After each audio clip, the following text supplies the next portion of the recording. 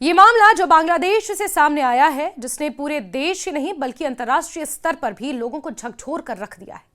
27 साल के हिंदू युवक दीपू चंद्रदास की मौत कोई साधारण घटना नहीं थी, बल्कि ये नफरत, अफवाह और लापरवाही के खतरनाक मेल का नतीजा बन गई।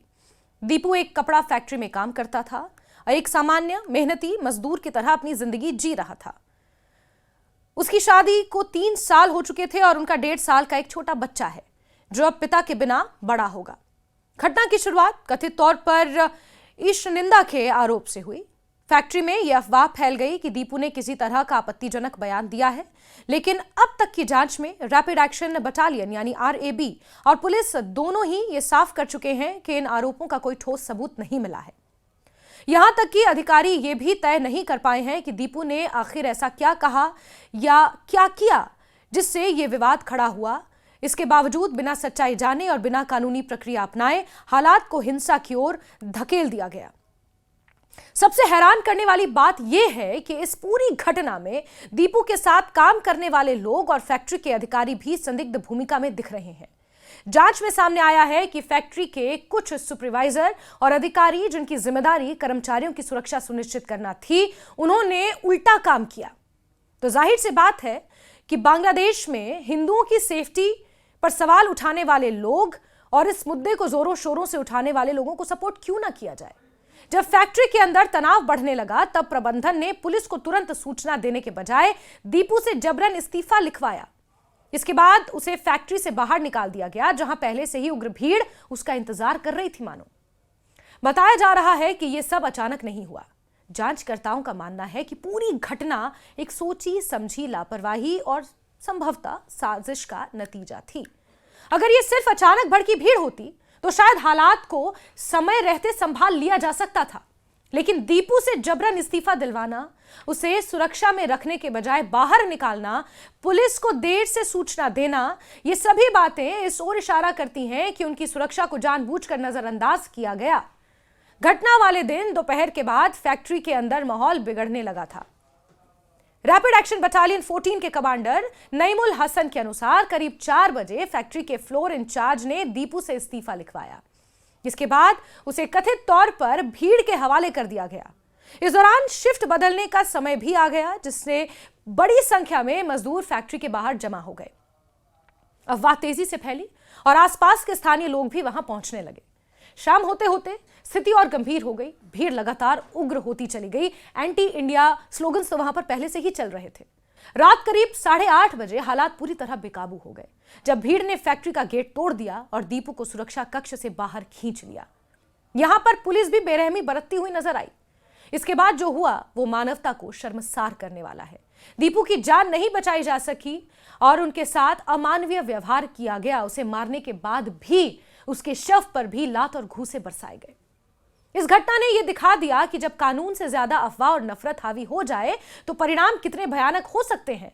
यह एक पहलू है और बांग्लादेश में जो कुछ हो रहा है वो एक दूसरा पहलू है। लेकिन यहां पर ह्यूमैनिटेरियन ग्राउंड्स की बात हो रही है। पुलिस अधिकारियों ने बाद में स्वीकार किया कि अगर फैक्ट्री प्रबंधन समय पर सूचना देता तो दीपू की जान बचाई जा सकती थी। औद्योगिक पुलिस के SP MD फरहाद हुसैन खान ने साफ कहा कि हालात कई घंटों तक बिगड़ते रहे, लेकिन उन्हें देर से खबर दी गई। जब पुलिस मौके के लिए रवाना हुई तब तक रास्ते में करीब 10 किलोमीटर लंबा ट्रैफिक जाम था, जिससे पहुंचने में देरी हुई। जब पुलिस वहां पहुंची तब तक बहुत देर हो चुकी थी और इसी मामले में अब तक CCTV फुटेज और मोबाइल वीडियो की मदद से जांच की जा रही है। इन्हीं सबूतों के आधार पर 12 लोगों को गिरफ्तार किया गया है, जिनमें फैक्ट्री के अधिकारी और कर्मचारी शामिल हैं। जांच एजेंसियों का कहना है कि इन लोगों ने दीपू की सुरक्षा सुनिश्चित करने में गंभीर लापरवाही बरती है, उसे जानबूझकर खतरे में डाला है। फैक्ट्री प्रबंधन हालांकि खुद को निर्दोष बता रहा है। वरिष्ठ प्रबंधक साकिब महमूद का कहना है कि ईश निंदा के आरोपों का कोई सबूत नहीं था और स्थिति को शांत करने के लिए ही दीपू से एक फर्जी इस्तीफा लिया गया था। लेकिन जांच एजेंसियां इस दलील से सहमत नहीं है। उनके मुताबिक अगर सच में शांति बनाए रखने की मंशा होती तो पुलिस को तुरंत बुलाया जा सकता था, ना कि एक कर्मचारी को भीड़ के सामने छोड़ दिया जाता। इस घटना पर बांग्लादेश की प्रसिद्ध और निर्वासित लेखिका तस्लीमा नसरीन ने भी तीखी प्रतिक्रिया दी है। उन्होंने सोशल मीडिया प्लेटफॉर्म X पर सवाल उठाया कि आखिर इस जघन्य हत्या के दोषियों को न्याय के कटघरे में कौन लाएगा। उन्होंने ये आशंका भी जताई कि इस मामले में पुलिस की भूमिका पर भी गंभीर सवाल खड़े होते हैं, क्योंकि समय पर कार्रवाई नहीं की गई और पुलिस भी दीपू को खींचती घसीटती हुई कुछ वीडियोस जो सोशल मीडिया पर वायरल है उनमें नजर आ रही है। दीपू चंद्रदास की मौत सिर्फ एक व्यक्ति की मौत नहीं बल्कि ये पूरे सिस्टम पर सवाल है। बांग्लादेश में हिंदू अल्पसंख्यकों पर क्या कुछ अत्याचार हो रहे हैं ये उसकी गवाही देती है। यह घटना दिखाती है कि अल्पसंख्यकों की सुरक्षा, कानून का पालन, अफवाहों पर नियंत्रण जैसे मुद्दों पर अभी बहुत काम करने की जरूरत है। दीपू का परिवार आज गहरे सदमे में है। उनकी पत्नी और छोटा सा बच्चा अब एक ऐसे भविष्य का सामना कर रहे हैं जिसमें पति और पिता की कमी हमेशा महसूस होगी। जिम्मेदार कौन है, ये सवाल है। ये मामला हमें यह सोचने पर मजबूर करता है कि जब बिना सबूत के आरोप लगाए जाते हैं और कानून को अपने हाथ में लेने की छूट दे दी जाती है तो समाज किस दिशा में चला जाता है। दीपू चंद्रदास को न्याय मिलना न सिर्फ उसके परिवार के लिए जरूरी है बल्कि पूरे समाज के लिए, अंतर्राष्ट्रीय समाज के लिए एक संदेश है कि इंसान की जान से बढ़कर कोई अफवाह, कोई भीड़, कोई नफरत, कोई जियोपॉलिटिक्स नहीं हो सकती। बांग्लादेश में आज जो कुछ हो रहा है उस पर अंतर्राष्ट्रीय प्रतिक्रियाएं लगातार सामने आ रही हैं। बांग्लादेश में बांग्लादेशी हिंदू हैशटैग के नाम से आज ट्रेंड कर रहे हैं। बांग्लादेश में हिंदू अल्पसंख्यकों की जान पर बनाई है, उनकी जान की सुरक्षा को लेकर अंतर्राष्ट्रीय मंचों पर आवाजें उठाई जा रही हैं। रूस ने बांग्लादेश को यह तक नसीहत दे दी है कि भारत के साथ अपने रिश्ते सामान्य करें। 1971 के युद्ध की याद तक रूस ने बांग्लादेश को दिला दी है। लेकिन बांग्लादेश में जो कुछ हो रहा है वो उसकी आंतरिक राजनीति की वजह से हो रहा है, जिसका खामियाजा बांग्लादेश में बैठे हिंदू भी भुगत रहे हैं, जैसे कि दीपू चंद्रदास। जब भीड़ ने फैक्ट्री का गेट तोड़ दिया और दीपू को सुरक्षा कक्ष से बाहर खींच लिया, यहां पर पुलिस भी बेरहमी बरतती हुई नजर आई। इसके बाद जो हुआ वो मानवता को शर्मसार करने वाला है।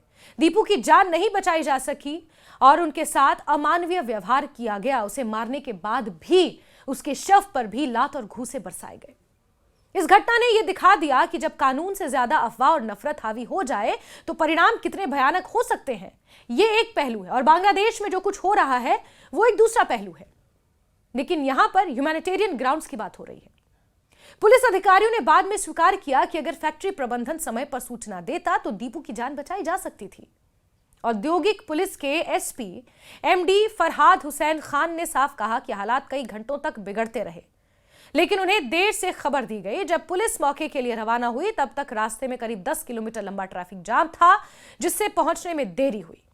जब पुलिस वहां पहुंची तब तक बहुत देर हो चुकी थी और इसी मामले में अब तक सीसीटीवी फुटेज और मोबाइल वीडियो की मदद से जांच की जा रही है। इन्हीं सबूतों के आधार पर 12 लोगों को गिरफ्तार किया गया है, जिनमें फैक्ट्री के अधिकारी और कर्मचारी शामिल हैं। जांच एजेंसियों का कहना है कि इन लोगों ने दीपू की सुरक्षा सुनिश्चित करने में गंभीर लापरवाही बरती है, उसे जानबूझकर खतरे में डाला है। फैक्ट्री प्रबंधन हालांकि खुद को निर्दोष बता रहा है। वरिष्ठ प्रबंधक साकिब महमूद का कहना है कि ईश निंदा के आरोपों का कोई सबूत नहीं था और स्थिति को शांत करने के लिए ही दीपू से एक फर्जी इस्तीफा लिया गया था।